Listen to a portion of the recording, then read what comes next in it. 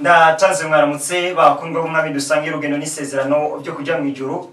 Amahoro y'Imana ashishikare kubana namwe, ya mahoro ava ku kwihana no kureka icyaha. Izina ryanje nitwa Iradi ndiyo kubgayo. Intundamukanyo batari bake murayizi, nindamukanyo nkunda cyane gose kwipfuriza amahoro abantu b'Imana, kwipfuriza amahoro abana b'Imana.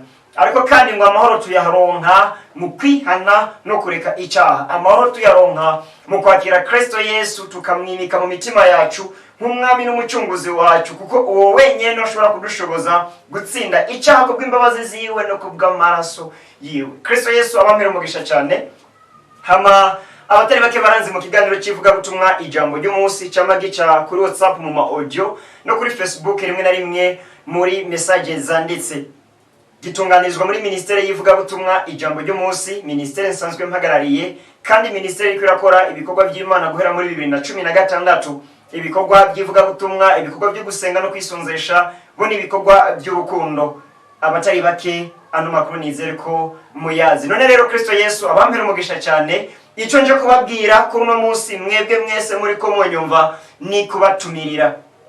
Dufise amasengesho kwisonzesha y'imisi 7 yo kurangiza uno mwaka wa 2022 twinjira mu mwaka wa 2023. Ayo masengesho y'imisi 7 nayo kwisonzesha. Umunsi wa mbere tuzoyirwamo tuyararemwo, imisi 5 ikurikira izo bari imisi y'igice cy'umunsi tuzokwisonzesha ku murango, ku mugoroba dufungure dukeya. Umunsi wa nyuma ari wo munsi ugira ndwe masengesho tuzoyirwamo twongere tuyararemwo. Amasengesho azotangura itariki 31 z'ukwezi kwa 12 2022, azore ku munsi wa gatandatu, tuyarangiza itariki 6 z'ukwezi kwa mbere 2023, azoba ari ku munsi wa gatandatu nyene. Kristo Yesu abamera umugisha cyane.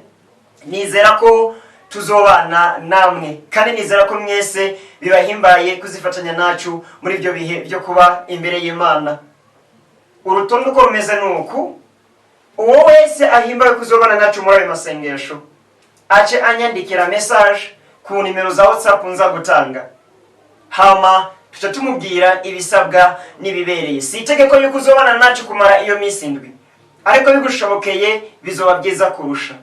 Ariko nimba ufise ikibazo cy'ubugwayi cyangwa ufatiriwe n'akazi canke mu buryo bw'impyemu ukabutarashobora gufata amafungo imisi ngana be nuko, ushobora kuzokora mu 3, 4, 5 canke 2 uko urutonde ruzogushobokera. Gusa gikuru uzobifatanye nacu. Urangiza umwaka ushima Imana kandi usenga Imana. Utangura umwaka ushima Imana kandi usenga Imana. Satani atega imitego abantu benshi mu mpera no mu ntango z'umwaka. Mu mpera z'umwaka kuko bariko bararondera amaso n'inyama z'abantu. Satani n'abadayimoni kuzimu barya inyama z'abantu kandi bakanywa amaraso y'abantu. Niyo mpamvu hari amasanganya menshi mu mpera z'umwaka. Niyo mpamvu hari impfu nyinshi mu mpera z'umwaka.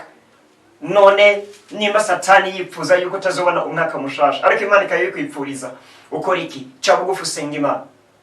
Hari imitwaro ibananije mumaze igihe kirekire cyane gose musengera mutabona ibisubizo. Ingo dusaba Imana, twiyegereza Imana mu gusenga no mu kwisonzesha, kumbura Imana yotabara. Yesu aravuga ngo hari intambara zimwe tutazonesha shiti mu gusenga no mu kwisonzesha.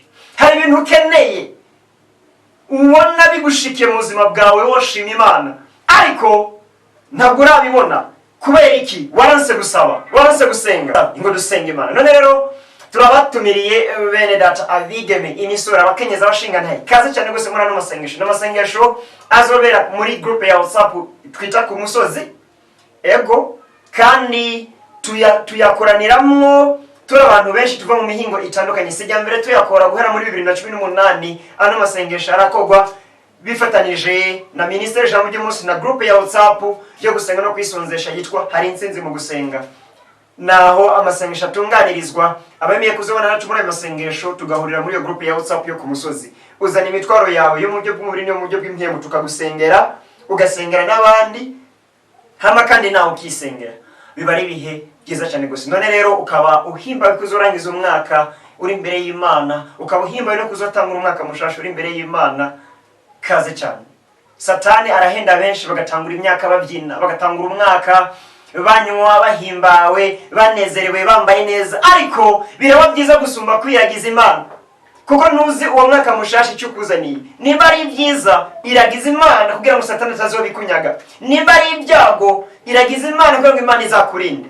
biragira ikimaze gusuma tuzora umwanya wo kujya no kubyina ariko reka tumaze dushira ibikwiye imbere y'Imana. Kristo Yesu abamira umugisha cyane nkuko nakivuze rero ukawuhimbawe kuzobona na cukura y'amasengesho unyandikira ku nimero zanje za WhatsApp zikurikira akamenyetso ko guteranya 265 99 ndasubiramo nimba buno butumire bwa n'amasengesho bugwihimbaye ukifuza kuzobona na cukura y'amasengesho unyandikire ku nimero zanje za WhatsApp akamenyetso ko guteranya 265 99 kandi ngusabe buno butumire ntubwigumize ko mfasha kubukwiragiza mu group ya WhatsApp atandukanye mu ma group ya Facebook atandukanye mu nshuti n'abagenzi bimenyesha bamwe mukora n'imirimo y'Imana bimenyesha bamwe mwirigwa bimenyesha bamwe musengana bimenyesha bamwe mubanye ko ari byiza gusumba